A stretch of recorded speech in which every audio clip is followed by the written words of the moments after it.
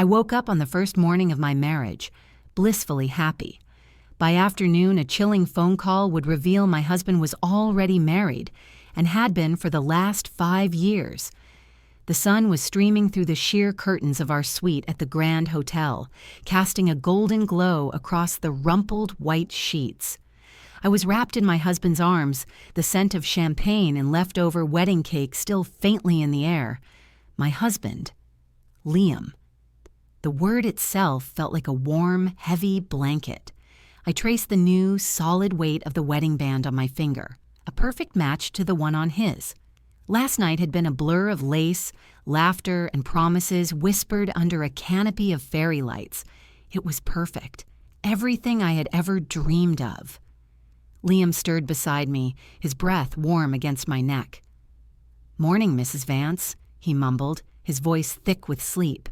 He pulled me closer, and I snuggled into his chest, my head fitting perfectly in the hollow of his shoulder. This was it. The first morning of the rest of our lives. We'd been through so much to get here, years of dating, a rocky patch when my father got sick, and the last, most difficult year of all, our battle with infertility. It had been a silent strain on us, a monthly cycle of hope and heartbreak that tested our resolve, but we'd made it through, stronger than ever. The wedding felt like a definitive line in the sand, a fresh start. The fertility treatments could wait a few months. For now, we were just going to be us. My phone, resting on the bedside table, buzzed softly. I groaned, not wanting to break the perfect bubble of our morning. Liam kissed the top of my head. "Probably just your mom wanting a minute-by-minute recap of the reception," he chuckled. I smiled and reached for it, expecting to see my mom's name or a flood of congratulatory texts from friends. But the number on the screen wasn't one I recognized. It was a local landline. Curious, I swiped to answer, keeping my voice low. "Hello?" "Good morning. Am I speaking with Chloe Vance?" a crisp, professional voice asked. "Yes, this is she." "This is Sarah from the Northwood Fertility Clinic. I hope I'm not disturbing you." My heart gave a little flutter. The clinic. A place of nervous hope and clinical disappointment. "No, not at all," I said, already sitting up a little straighter. Liam's arm tightened around my waist. His curiosity piqued. "Is everything okay?" I asked the nurse. "Everything is fine," she said, but her tone was just a little too flat, a little too rehearsed. "Dr. Reed would like to see you today if you have a moment to come in. He said it was important." My mind immediately started racing. Important? Had they found something on my latest blood work? A new problem? Today? But we just got married yesterday. We were planning on just relaxing. "I understand, and congratulations," she said, again with that unnerving lack of warmth. Dr. Reed was insistent. He said it was a matter of some urgency. A cold knot began to form in my stomach.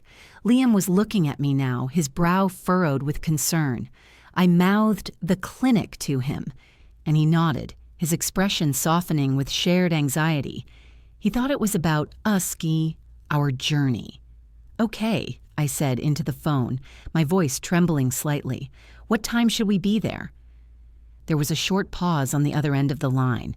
It was only a second, but it stretched into an eternity. Then, the nurse said the words that shattered the perfect morning into a million tiny, sharp pieces.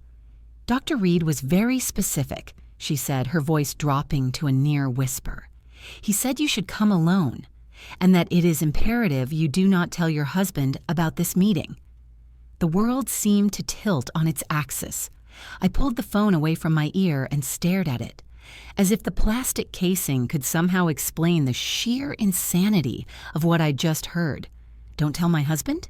My brand new husband, the other half of this equation, the man whose hand I had held through every single invasive procedure and crushing disappointment. It made no sense. I'm sorry.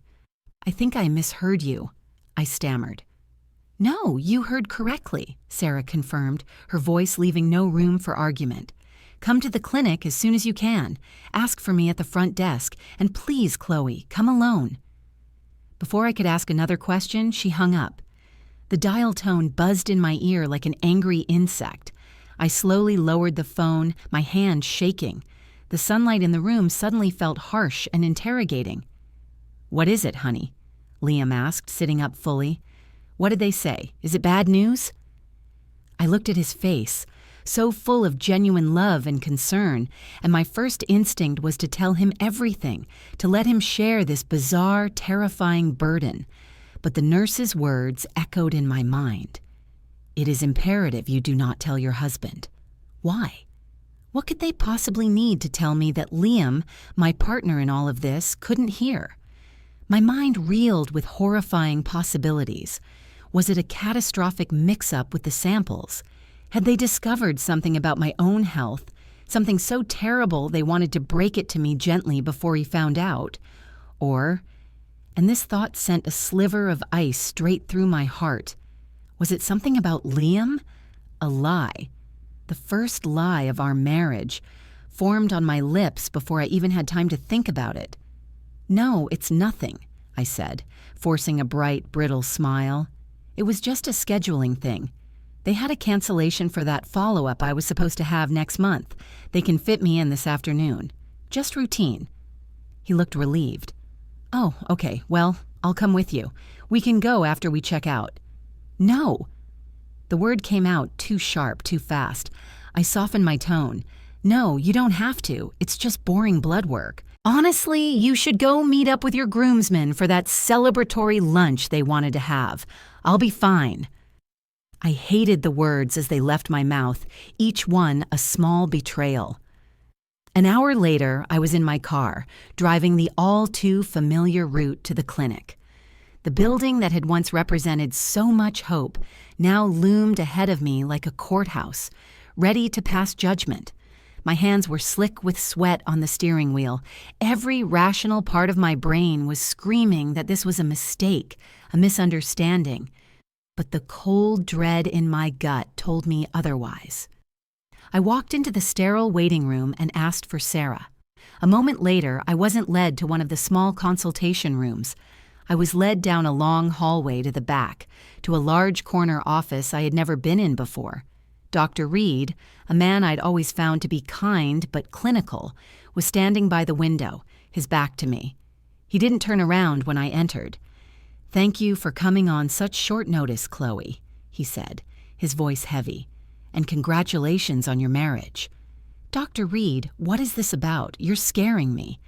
He finally turned to face me. His expression wasn't one of clinical detachment. It was one of deep, profound pity. He gestured to the chair in front of his large mahogany desk. "Please sit down. What I have to tell you, it's difficult, and it has nothing to do with your fertility." He paused, taking a deep breath and looking at a file on his desk. "This is about Liam. There was a discrepancy on his intake paperwork that triggered an automatic flag in our new system. We had to follow up." My blood ran cold. "A discrepancy? What do you mean?" Dr. Reed looked me straight in the eye, his gaze unwavering. "We ran a background check as part of our due diligence. Chloe, the man you married yesterday isn't a widower. His first wife is very much alive." The words hit me like a physical blow, knocking the air from my lungs. The room swam, the edges of Dr. Reed's mahogany desk blurring into a fuzzy brown mess. "No," I whispered, the sound raw and foreign in my own ears. "No, that's impossible. You've made a mistake. There must be another Liam Vance." Dr. Reed's expression remained unchanged, a mask of grim resolve. His date of birth matched. His social security number matched. "There is no mistake, Chloe." He pushed a thin manila folder across the polished surface of the desk. My hand trembled as I reached for it, my new wedding ring feeling cold and heavy, like a shackle. "Liam's first wife, Anna, died 5 years ago," I said, my voice gaining a desperate, pleading edge. "It was a car accident. He still has trouble talking about it." The story Liam had told me, the one I had held and comforted him through, felt like a shield I was trying to hold up against this impossible truth. According to public records, Dr. Reed continued, his voice gentle but firm, Anna Vance, now Anna Peterson, is a 38-year-old schoolteacher living in Portland, Oregon. She remarried 2 years ago. There was no car accident. They divorced 6 years ago. I finally found the courage to open the folder. Inside was a single printed page from what looked like a social media profile. The picture was bright and sunny, taken on a beach. A smiling blonde woman stood next to a man who was not Liam. 2 young children playing at their feet. The woman was beautiful.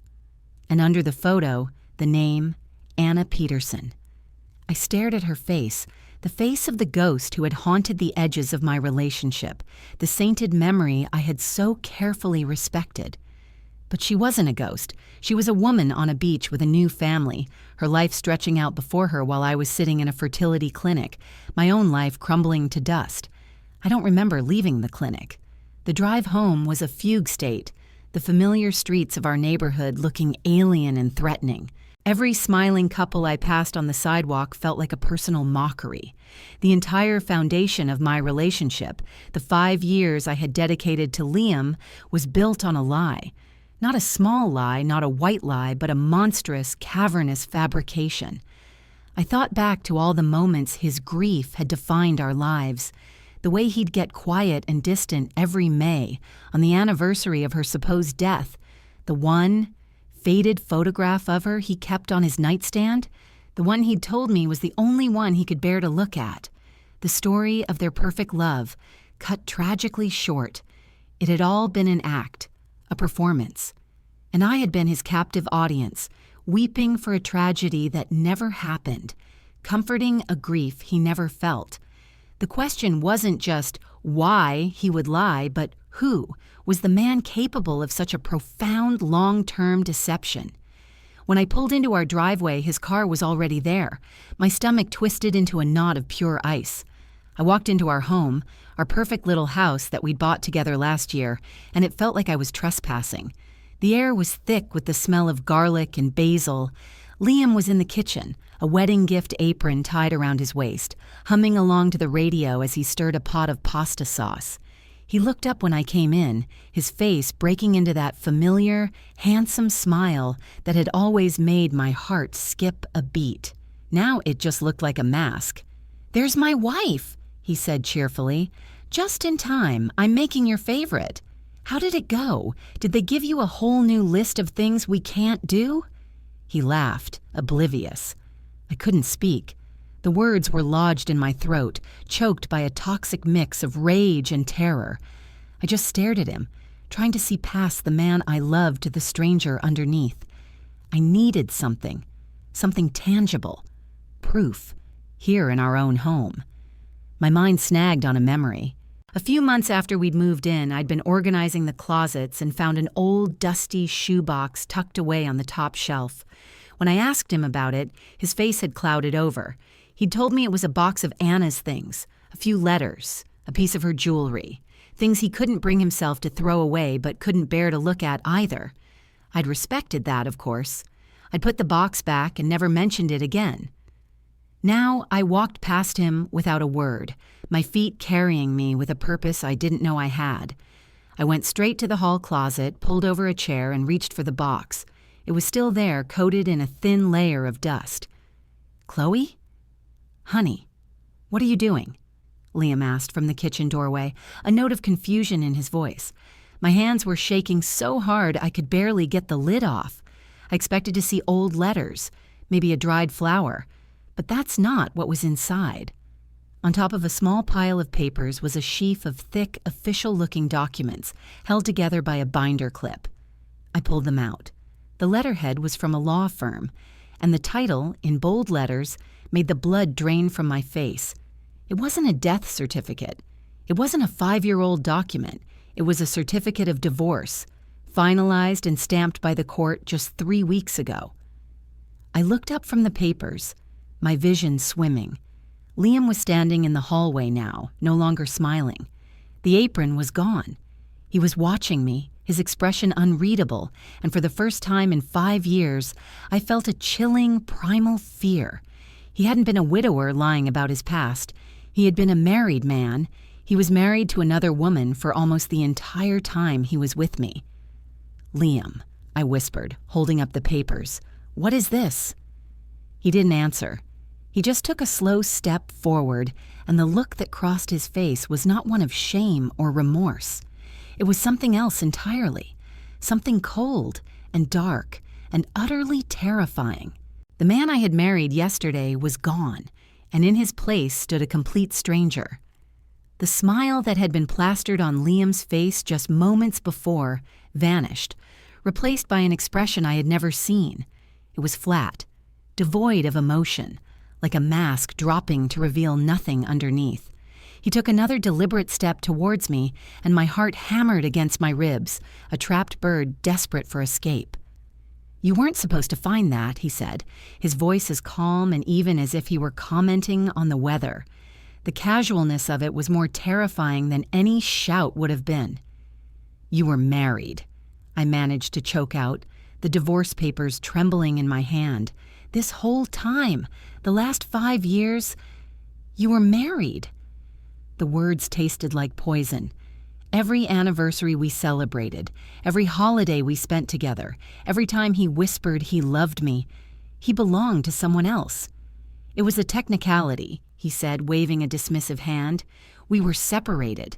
The marriage was over in all but name." "A technicality?" I shrieked, a hysterical laugh bubbling up in my throat. "Liam, you told me she was dead.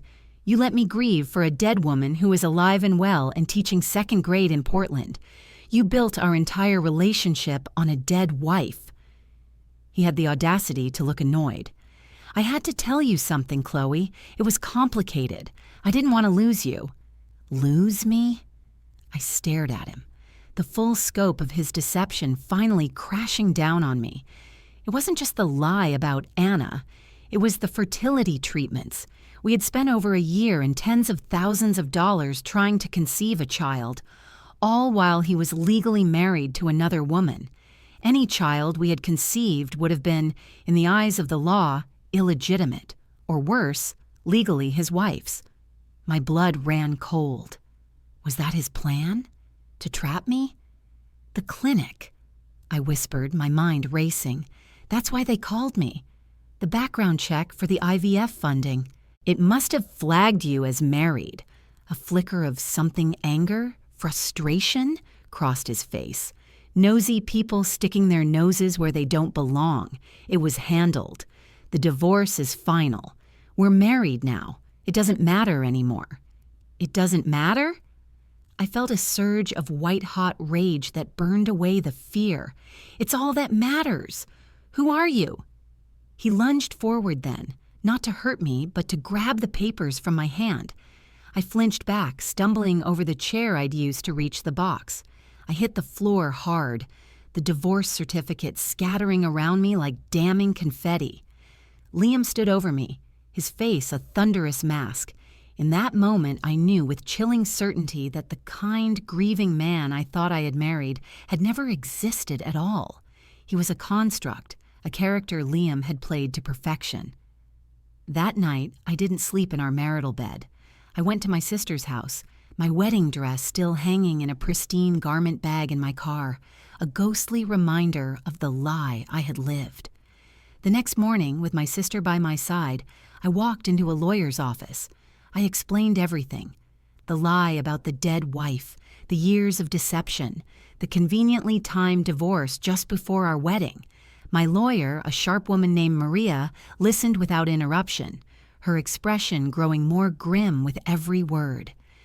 "This is more than just grounds for an annulment," she said when I finished. "This is fraud, material misrepresentation on a staggering level." She explained that because he had induced me into marriage under false pretenses, our marriage was voidable.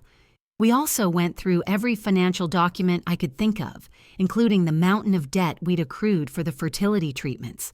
The fight was ugly, but short. Liam, it turned out, was a coward when confronted with actual consequences. When Maria served him with the annulment papers and a civil suit for fraud, detailing every single lie and the financial cost of the fertility treatments he'd knowingly put me through while still married, he crumbled. He didn't want this dragged through a public court. His pristine image, the one he had so carefully cultivated, was everything to him.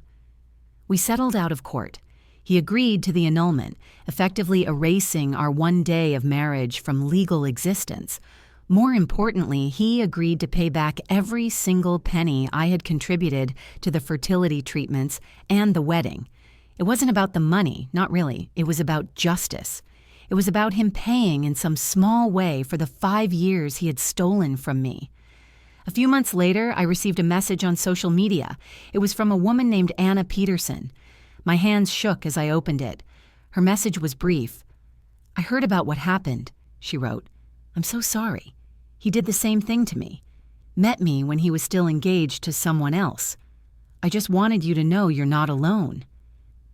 Reading her words, I didn't feel anger or jealousy. I felt a profound sense of relief, of validation. It wasn't me. It was him. He was a black hole. A man who survived by consuming other people's lives and emotions. Today, the sun is streaming through the window of my own apartment. It's smaller than the house I shared with Liam, but it's all mine. There are no ghosts here, real or imagined. The annulment is final. The money is in my bank account. Sometimes I think about that perfect morning, the first and last morning of my marriage, and it feels like a scene from a movie I once watched. A story that happened to someone else. I learned the hardest way possible that the stories we tell ourselves are the most powerful ones. Liam told me a story about a tragic widower, and I believed him. Now I'm finally writing my own, and in this story I am not a wife, not a victim. I am just Chloe, and my real life is just beginning.